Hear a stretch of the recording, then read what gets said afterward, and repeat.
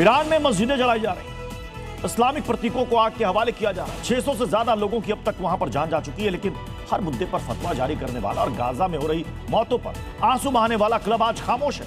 Gaza प्रेमियों का मौन व्रत कई सवाल खड़े कर रहा है। ईरान में जो हो रहा है उस पर गाजा गैंग क्यों चुप है, ये सवाल भी उठाए जा रहे हैं। आज मुस्लिमों का एक बड़ा पैनल हमारे साथ जुड़ेगा इन सवालों का जवाब देने के लिए, लेकिन उससे पहले आपको ये छोटी सी रिपोर्ट दिखाते हैं। हौसले कभी पस्त होने मत दो नौजवानों, हौसलों को बुलंद रखो, और अगर तुमको हौसला हासिल करना है तो गजा के फलस्तीनियों को देखो।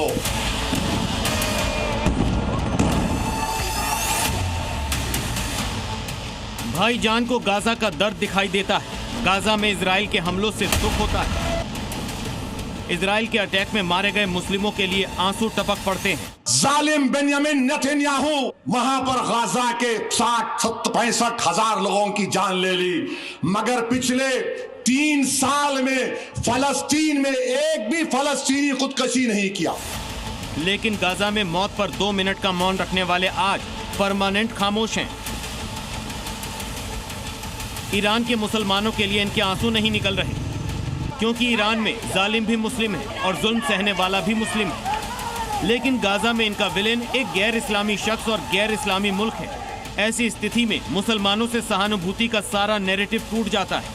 अमेरिका इजराइल के जो एजेंट होते हैं वो इसको हवा दे रहे हैं ज़्यादा, वरना ईरान में ऐसा कोई वो नहीं। माशाल्लाह हमारे पास ईरान के बहुत से ऐसे जानने वाले हैं, वो कहते हैं, हम पूछते भी हैं, वो यहाँ शांतिपूर्ण पूरा इलाका है, कोई परेशानी नहीं। बेबुनियाद खबरें बाकायदा इजराइल और अमेरिका के ज़रिए से ईरान के ख़िलाफ़ फैलाई जा रही हैं, और सवाल ये कि अमेरिका में ख़ुद मुजाहरे हो रहे हैं अमेरिका के ख़िलाफ़, और वहाँ के बाद किस तरीके से लोगों को मारा जा रहा है वो अमेरिका नहीं दिखाता है। मौलाना ईरान में सब कुछ ठीक होने का दावा कर रहे हैं, लेकिन ये तस्वीरें क्या झूठ बोल रही हैं? दरअसल ईरान की महिलाएं हिजाब से आज़ादी चाहती हैं। नई पीढ़ी को बंधन पसंद नहीं है। ये नौजवान नए दौर के साथ आगे बढ़ना चाहते हैं। क्या यही वजह है कि गाजा पर आंसू बहाने वाले आज ईरान पर चुप हैं? खूब दुआ करिए फलस्तीन के मजलूमों के लिए। दुनिया में कोई उनके लिए पूछने वाला नहीं है मेरे भाई, दुनिया में कोई पूछने वाला नहीं है। सवाल कई हैं जिनका जवाब आज तलाशने की कोशिश करेंगे। मेहमानों का एक बड़ा पैनल हमारे साथ जुड़ेगा। जल्दी से अपने पैनल साहब को मिलवा देते हैं। फैज खान हमारे साथ जुड़ चुके हैं, मुस्लिम राष्ट्रीय मंच से हैं। शादाब शम्स हैं, चेयरमैन है वक्फ बोर्ड उत्तराखंड के। नाजिम खान मुस्लिम स्कॉलर हमारे साथ जुड़ चुके हैं। सैयद जवाद राजनीतिक विश्लेषक हमें ज्वाइन कर चुके हैं। फैज खान जी, सबसे पहले शुरुआत में आप ही से करना चाहूंगा। फिलिस्तीन और गाजा पर तो हमने कई टीका टिप्पणी और बयान देखे, ईरान के मसले पर इतनी खामोशी यहां क्यों है? बिस्मिल्लाहिर्रहमानिर्रहीम। रब्बिश रहली सदरी व यस्सिर ली अमरी वहलुल उक़दतम मिन लिसानी यफ़क़हू क़ौली। बिरादरान हिंद, अस्सलाम वालेकुम रहमतुल्लाहि व बरकातहू। जय हिंद, भारत माता की जय। देखिए, एक बात आपने एक गाना सुना होगा दलेर मेहंदी का कि 2 मुंह वाली छुरी ये दुनिया है सबसे बुरी, तारा रा रा रा रा। ये जो है ना, अभी इस पैनल पे 1-2 को छोड़ के सारे ईरान के प्रवक्ता बैठे हुए हैं और लगातार बता रहे हैं कि वहाँ पर जो आंदोलन हो रहा है फेक है, फ्रॉड है, अमेरिका के द्वारा है, मोसाद के द्वारा है। यदि वो अमेरिका और मोसाद के द्वारा है तो यहाँ पर जो टुकड़े गैंग है, जो उमर खालिद है, जो शर्जिल इमाम है, और जो लगातार महिलाओं को बुरके में ढकने की बात करते हैं, वो सब ISI के एजेंट है। मानते क्यों नहीं है? वो सारे पाकिस्तान के एजेंट है, वो सारे चीन के एजेंट है।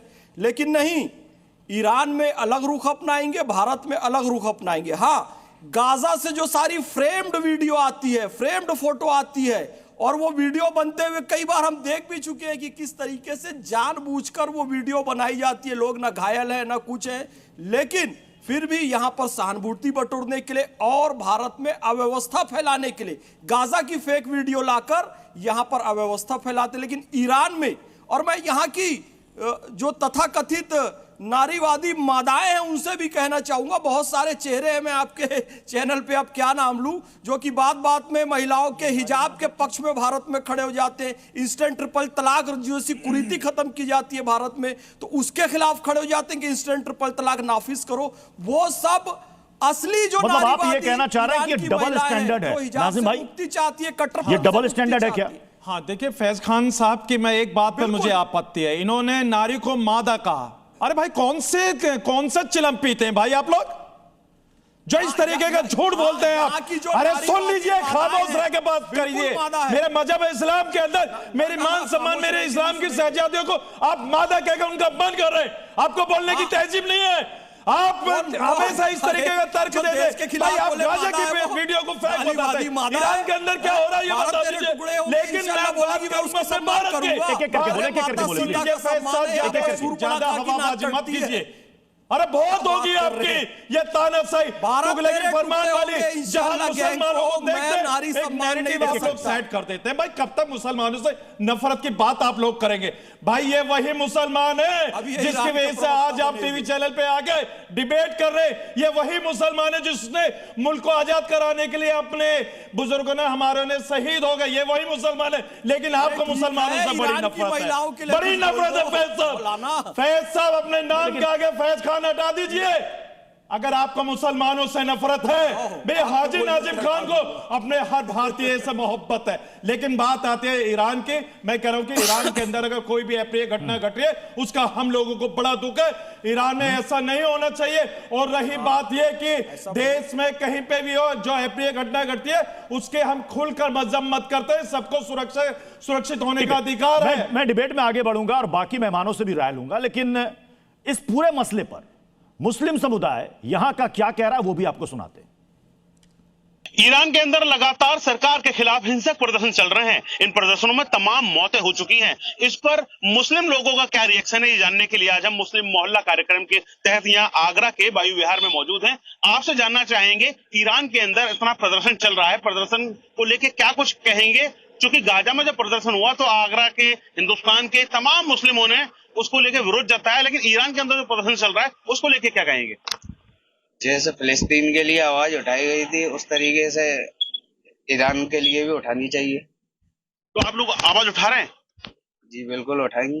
वहाँ पे इंटरनेट सेवा बिल्कुल ठप कर दी गई है। इस वजह से अभी यहाँ तक क्या इंडिया के किसी भी कोने में ज्यादातर लोगों को नहीं पता कि ईरान की हालत क्या चल रही है। बस हमारा एक ही कहना है कि जिस कदर हमने फिलिस्तीन के खिलाफ, फिलिस्तीन के लोगों के साथ हमने उनके लिए आवाज उठाई थी, ऐसी हम सभी को ईरान के लिए भी आवाज उठानी चाहिए। क्योंकि इंसान इंसान होता है, वो चाहे किसी भी देश का हो। आवाज उठानी चाहिए ईरान के लिए।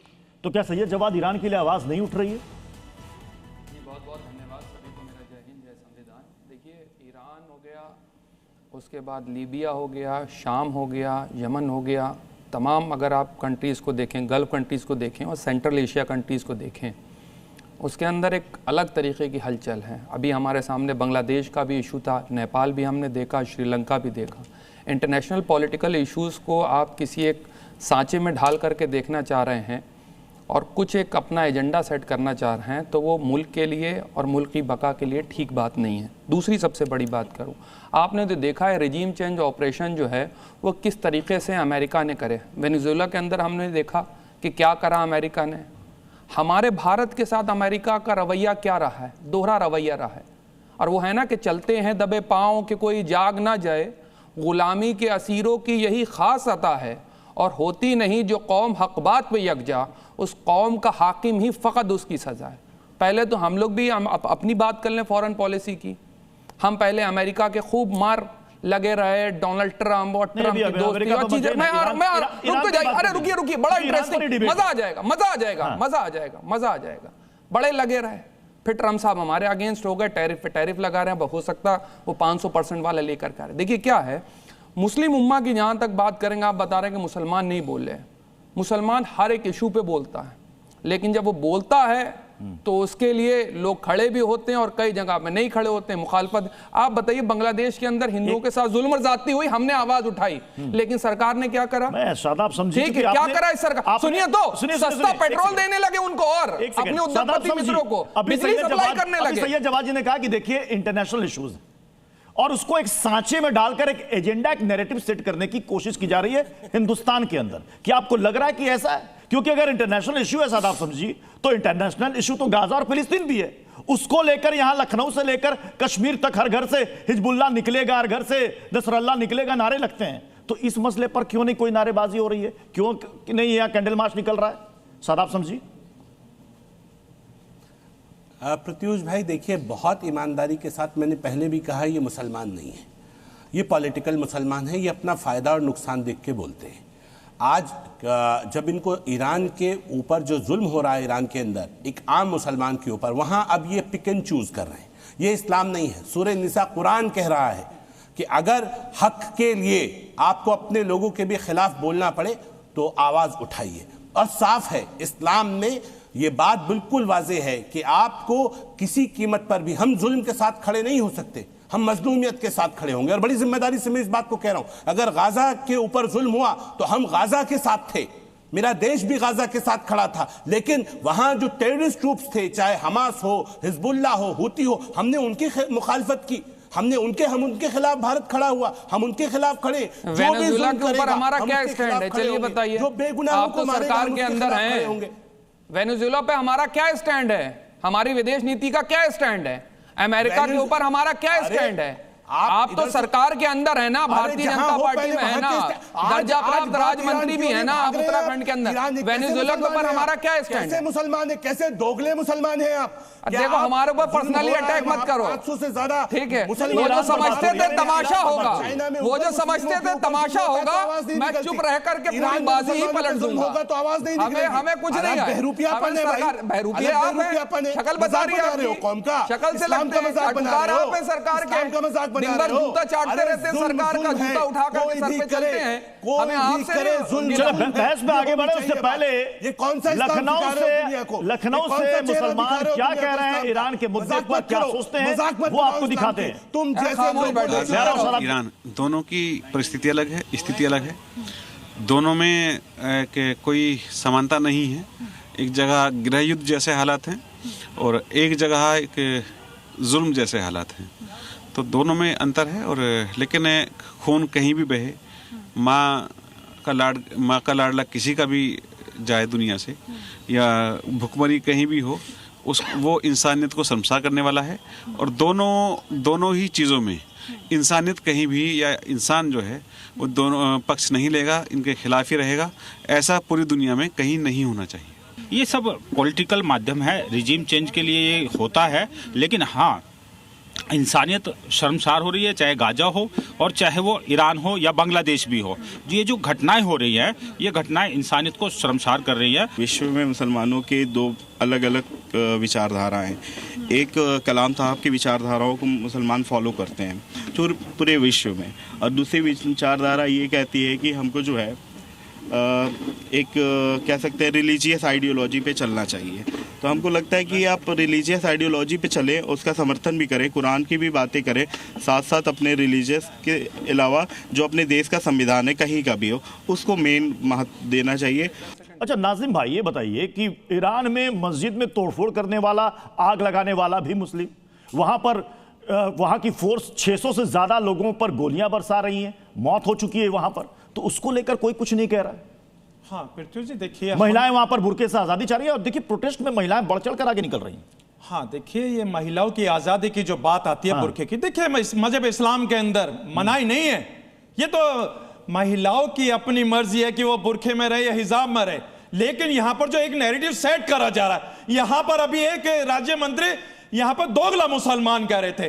भाई ये भारत है, भारत के अंदर आप मुसलमानों को दोगला कह रहे, यही बात आप जरा विदेश में जाके जरा अरब कंट्री में जरा बोल के तो दिखा दे, पता चल जाएगा आप लोगों को।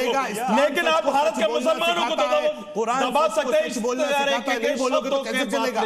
लेकिन मैं ये कहना चाहता हूं, ईरान के अंदर जो घटनाएं घट रही है, भारत का मुसलमान चाहता है कि वहां पे ऐसी घटनाएं ना घटे, वहां ईरान की जो सरकार है उसको देखना चाहिए। लेकिन ईरान के चक्कर में आप भारत के मुसलमानों को दोगला कहेंगे, ये कौन सी राजनीति है आपकी?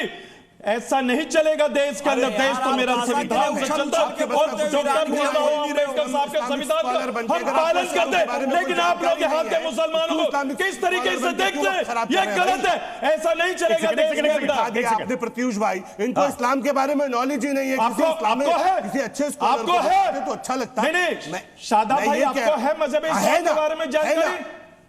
मैं कह रहा हूं कि बता रहे हैं आपको, चल रहा है ईरान के अंदर कौन से कुरान शरीफ मुसलमान हूं अल्हम्दुलिल्लाह, थोड़ा सा कोट करके बता दीजिए। जुल्म को जुल्म कहूंगा, ये नहीं होगा कि जुल्म होगा और हम जुल्म के खिलाफ आवाज नहीं उठाएंगे, बिल्कुल उठाएंगे जुल्म के खिलाफ आवाज।